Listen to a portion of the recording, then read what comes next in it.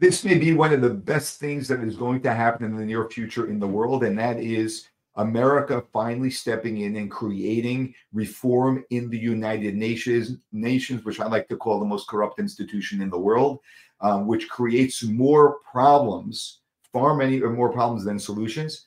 And here is the United States,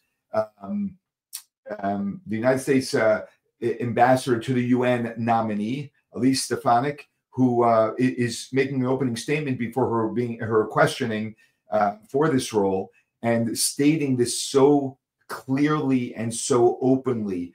This is going to be a very celebrated moment as she's able to bring reform to the UN. Let's watch her comments. I appear before you today as a daughter, sister, wife, mother, congresswoman, a patriotic upstate New Yorker, and a proud American. I believe deeply in the American dream because I've had the opportunity to live it. I was born and raised in upstate New York, the cradle of the American Revolution. I grew up in a small business family where my parents instilled in me the importance of hard work, ingenuity, and grit. I was blessed to be the first member of my immediate family to have the opportunity to graduate from college.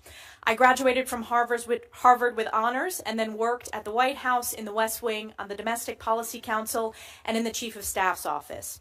After nearly a decade working in public policy in Washington, I returned home to work in my family's small business and decided to run for Congress.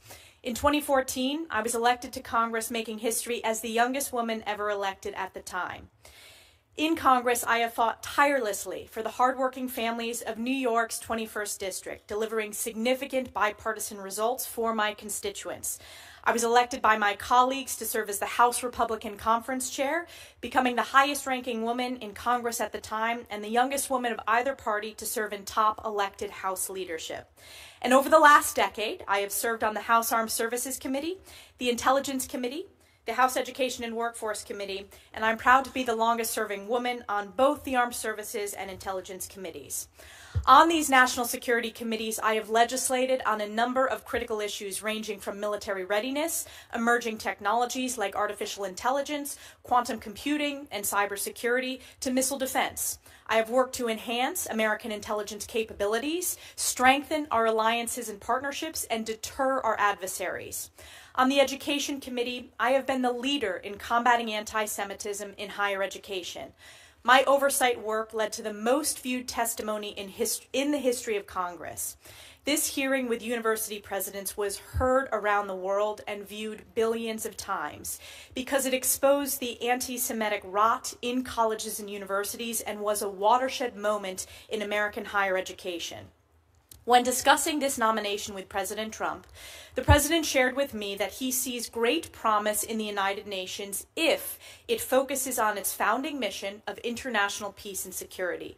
President Trump has long advocated for peace and no new wars. He delivered the Abraham Accords, the largest step to regional peace in the Middle East in a quarter century. If confirmed, I will work to ensure that our mission to the United Nations serves the interests of the American people and represents President Trump's America First, Peace Through Strength foreign policy. As the world faces crisis after crisis, with hostages, including Americans, still held in Hamas's captivity, to national security challenges ranging from China, Russia, North Korea, and Iran, it has never been more critical for the United States to lead with strength and moral clarity. This is especially important regarding our most precious ally, Israel, who faced the bloodiest day for the Jewish people since the Holocaust on October 7, 2023. As a member of Congress, I also understand deeply that we must be good stewards of U.S. taxpayer dollars. The U.S. is the largest contributor to the UN by far. Our tax dollars should not be complicit in propping up entities that are counter to American interests, anti-Semitic, or engaging in fraud, corruption, or terrorism. We must invest in programs to strengthen our national security and deliver results. To increase the efficacy of UN programs, we must drive reform. If confirmed, I will be the first UN ambassador in over 2 decades to come directly from Congress, and I have deep respect and understanding of the oversight and appropriations role of the legislative branch, and I look forward to using my strong House and Senate relationships to deliver these much-needed reforms.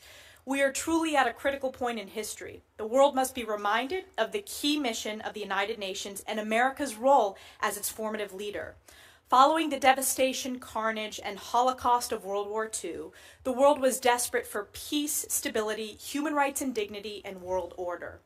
As outlined in Article 1, Chapter 1 of the UN Charter, the purpose of the United Nations is to maintain international peace and security, develop friendly relations among nations based on a shared respect for the principle of equal rights, solve international problems, and harmonize the actions of nations in the attainment of common ends.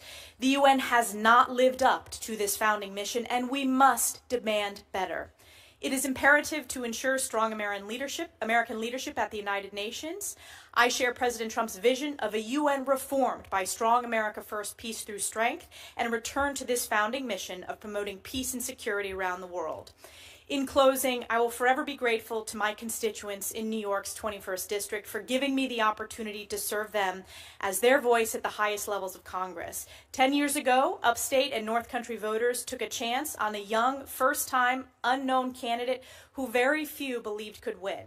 So I just want to thank the hardworking families, small businesses, farms, law enforcement officers, military families, veterans, seniors, so many with whom I've had worked so closely to deliver results on behalf of our communities.